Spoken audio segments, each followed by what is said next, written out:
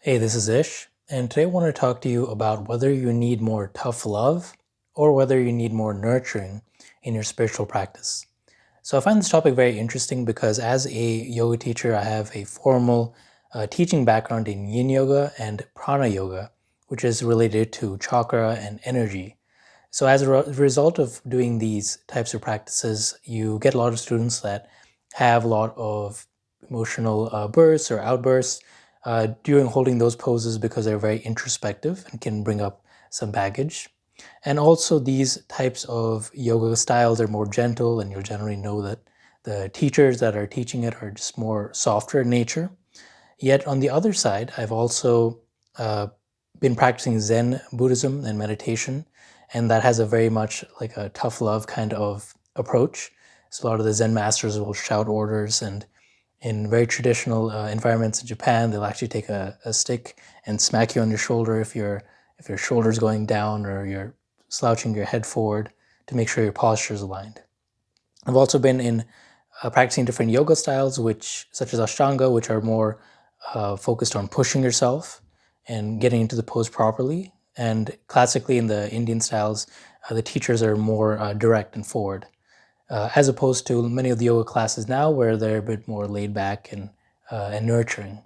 So I've been experiencing both sides of the coin, and I want to ask you, which one do you need more? And the answer is actually both, neither, and either of them. So it all really depends on where you are in your journey. So I'm going to describe a little bit more about the energies and frequencies. So Fred Dodson, who's an author, came up with a book called Levels of Energy. And in this book, he describes how energy, there's different frequencies of it. So on the very dense energy, you have like a lot of heavy emotions. And as the emotions and the frequencies start to rise in nature, it starts to speed up more and becomes lighter and lighter. And this is where you'll get more joyous states, such as love and happiness, and these emotions feel light. It's very similar to in yoga, you have sattvic states, which are very light in nature. And then in the middle kind of energies are more active, and they're called rajas. And then the very dense and heavy energy is called tamas. So it's very similar in that nature. And in his book, the very lowest levels of energy that vibrate would be shame. So this is where you're just very scared of life, and you're saying no to life. This is a very bad place to be. And then you have apathy, which is on top of that. So this is where you're completely closed off and you're not feeling any kind of emotion whatsoever. And then the next level up from there is grief and sorrow. And by the way, this is not just fleeting emotions, but rather emotions that you're embodying on a habitual state. So people that go above apathy, they're actually starting to feel emotions and feeling a source of life, and that comes in the form of grief and sorrow. And then on top of that, you have fear. So fear is actually slightly higher than grief and sorrow because you are now bringing that energy you're actually directing that energy outwards somewhere. And then above that, you have just feeling unfulfilled in life. So these are the lower levels of energy, where energy is a bit more dense. And I would say that people that vibrate habitually on these types of energy levels would benefit more from a nurturing side of approach, because they're harboring a lot of insecurities and bringing that energy inwards, and they kind of need some place or some space to let it out. And this is where practices such as yin yoga or any kind of nurturing approach from the teacher will be very beneficial, because it'll actually allow them to express the emotions that are on their minds and in their bodies. And also, if they're coming from a place where they are not expressing any kind of emotion, that's even better, because now they can start to feel again. And this approach is, perfect for that. So a lot of people that need that more of that hand-holding approach would benefit from that if they're habitually vibrating in that space. And then the next level up from those emotions would be anger. So the anger is actually a very high emotions in the lower spectrum, because you're actually now directing your energy outwards and you're now pushing other people and expressing that. And there's a lot of energy behind anger. So it all depends on where you're coming from in the scale. So obviously, if you're in a much joyous state, you don't really resonate with anger much, right? But if you're coming from a low level where you're not getting your needs met and now you just feel angry, that's an outpour of energy. And then you have pride And there comes a threshold above that where you have you finally feel a bit more relaxed, and now you start to feel bored. So boredom is actually a sign that you're a bit above anger. And these sets of emotions that I just described are the next level where you would benefit from more of that tough love approach. Because when you are angry and you're also competing and trying to push yourself and assert yourself, you need that tough love to really spur you into action, and you actually resonate with that type of energy.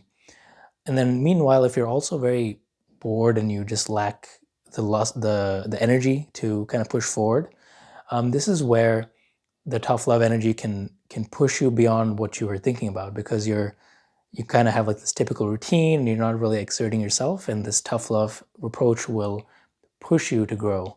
But then there comes a point after these two levels where the energy starts to become more and more lighter and lighter, where these approaches won't be as relatable. So you'll find that after boredom, you now have interest rather than neediness. And above interest, you have acceptance and then joyous. So you can see that these states are starting to rise upwards. And you'll find that in these states, you're less externally focused as a whole, and you're now focusing on inward joy. So you'll find that your body will now be able to be attuned to your emotions. And if you find that you're burning out, you can just naturally take some time to just chill back and allow your emotions to flow through you. But it's not a big deal where you're just, crying and letting it just freaking out. And at the same time, when you know that you're slacking a little bit, you can then start to seek that guidance and actually seek out that tough love. But you're not seeking out punishment per se, but rather you're just seeking out some way to push yourself. And you can do that either with yourself or seeking guidance from a teacher. But note in both examples, you're not just being controlled by external situations. So the external situations in your life aren't bringing you out of balance where you're just having this outbreak, but yet at the same time you aren't being so passive that you're letting your focus go away either. So it's a mix of both, right? So this is where you're now both above the tough love and needing that attention as well. So it's a bit above that, and you'll find that at a certain point, once your energy level starts to rise and rise, these concepts will start to become a little less relatable in a sense.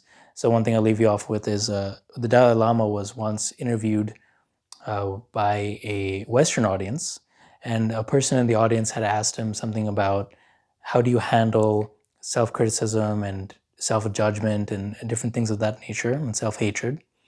And the Dalai Lama had his translator tell him that, and he was perplexed for a second because he just didn't even understand the concept of how someone could have these emotions, just because he's matured in the spiritual practice so much that his concept or ego of himself that is retracted and hating on himself just isn't there anymore. So it's kind of at a different level. So just a recap of everything. It really just depends on where you are in your journey. So sometimes if you're kind of in a lower place, you need to let things go and let emotions go. You need more of that nurturing side that can be very beneficial for you. So you can take a class or you can allow your emotions to just release. And then sometimes when you just need that extra push, whether you're in a state of competition or just letting your anger out or you're just bored with your life, this can be a perfect spark to push yourself into practice.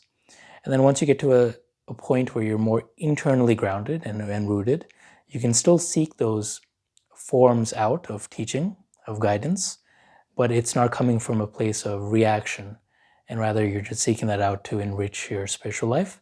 And your emotions and things around you will start to become lighter and lighter. So I hope this guides you along your practice, and I hope that you find this helpful. Thanks.